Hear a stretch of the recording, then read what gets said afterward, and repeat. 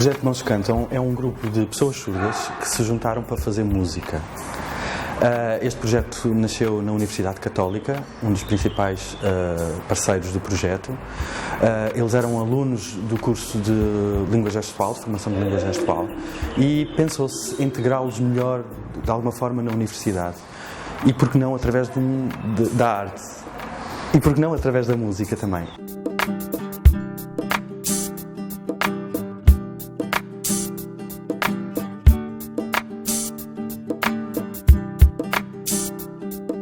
Nós trabalhamos com uma associação, que é a entidade promotora do projeto, que é as Histórias para Pensar. Nós trabalhamos uma vez por semana, às vezes duas, conforme quando há concertos.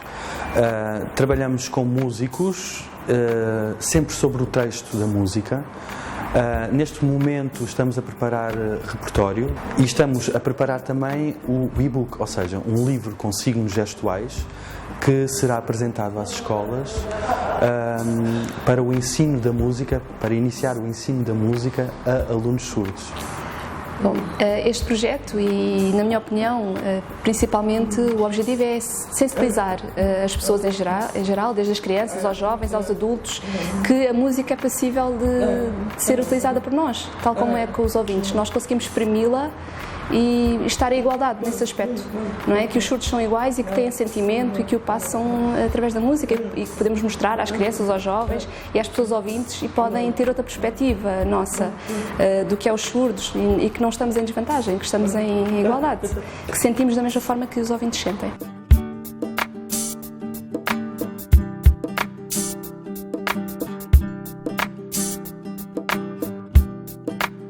Podemos pensar que a música está muito longe da surdez, mas isso não é todo verdade. Nós podemos transmitir conceitos musicais a estes alunos através de coisas muito simples, como o ritmo, a respiração e outros conceitos mais elaborados, como a polifonia.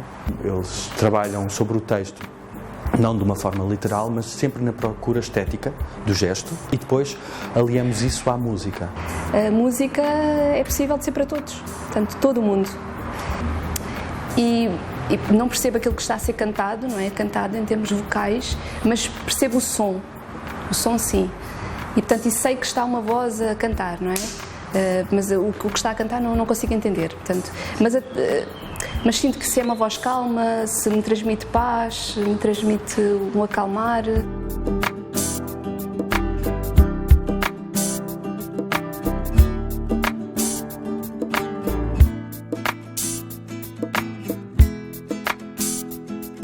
De certo modo, este projeto não só aumenta a sua autoestima, bem como a necessidade que eles encontram de se expressar artisticamente.